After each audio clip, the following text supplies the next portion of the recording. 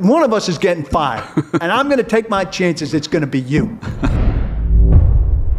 We'll start the hour, though, with our condolences to the family of Floyd Reese and give our thoughts on the former Titans general manager who passed away this weekend at the age of 73 after a bout with cancer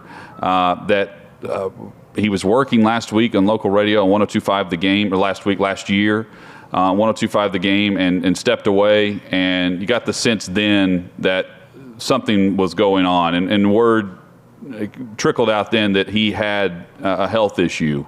And it's just so sad that that Floyd, who was a great guy, always was laughing and I won't say joking around, but he was always in a really great mood. Kind of set the tone and the tempo. If you're having a bad day, he'd come over and joke with you. If you're having a great day, he'd come over and joke with you about how bad your reporting was or how bad the interview went. We'll miss him. And he was always friendly with us. He was really good to local media whenever the team moved here. And he was the architect of the only team that has made it to a Super Bowl here in Nashville. He's been with the organization for quite some time. He started as a linebackers coach for the Houston Oilers.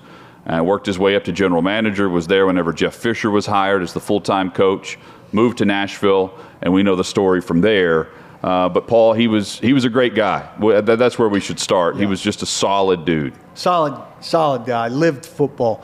First week that I was on the Oilers beat in Houston, Texas, which would have been summer of '96, hot as hell down there, and Titans facility not far from the Astrodome at the time, but the administrative building was on the same street as the practice facility, but it was around the corner. So you went kind of down the street and around the bend, and it was maybe a little over a quarter mile.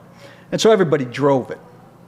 And so I had my first sit down with him over in his office at the administrative building, and then was going over to practice.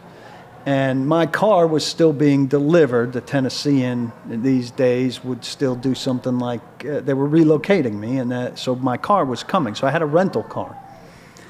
So I drove from this interview with Floyd to the practice field, and I was behind a medium-sized truck that was carrying those giant water things that you put on a water cooler. Yeah. It was loaded with those. So you couldn't really see the guy's rearview mirror by any chance. Well, this guy in front of me stopped and started to back up. Now, I'm in a rental car and I can't find reverse real quick. I'm hitting the horn. This guy backs directly into me and crunches my rental car. Not paying attention to you at all. Has no idea anybody's behind him. He missed his turn. Doesn't see you. He missed his turn into where he's going to deliver water. No. And he just backed up into me. It's my first week of work on the Oilers in Houston. So I'm standing on the street with this guy like, oh my God, what are you doing? It's a rental car, and now I got to go to the airport. And up comes Floyd Reese driving, circling past the thing, and I'm on the street talking to this guy, and he rolls down his window. Hey, Bo, is that you? I said, yeah. Just laughed. Just kept going. Goes, well, at least we got that interview in. Hope you make it to practice. Rolled the window back up and goes. Just tell the story, Paul. Tell the story of he was really. He was pissed at you. Pissed. About the story. I don't know if it was the first week of games or not, but yeah. So when the team moved here and they played at the Liberty Bowl in Memphis, and they practiced and stayed here in Nashville, the team would charter a flight to Memphis with the team because every game was a road game, essentially. Yeah. They played in Memphis. The team would fly to Memphis from Nashville. Meanwhile, the families would drive. And so after the game, teams fly immediately out from the stadium. They'd be back in Nashville way before their families would arrive back in Nashville. And the players were not particularly on board with this. It's mainly because of the wives. The wives hated this. The wives were really upset with this plan, and it was bubbling up for the players as a big issue leading into this first game. So players were flying on Saturday and then flying back after the game on Sunday. But But the families were being offered a bus ride to Memphis the morning of the game, and then a bus ride back after the game. So the players would get home and be back at the house waiting on their wives and children to arrive from Memphis, which is not an ideal situation. And players were upset, most, legitimately, and their wives were really upset. So Sure. happy wife, happy life, And some of them were grumbling to me, and I talked to a few of the wives, and I went to Floyd as I was writing this story, and he was just livid that I was going to write this story.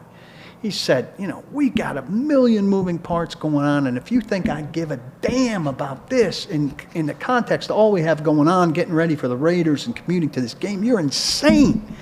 He said, you have crossed me. I don't know. We had a couple things, like we always do, and I can't remember if it was 2 times or 3 times. He said, this is the second or third time that you've crossed me.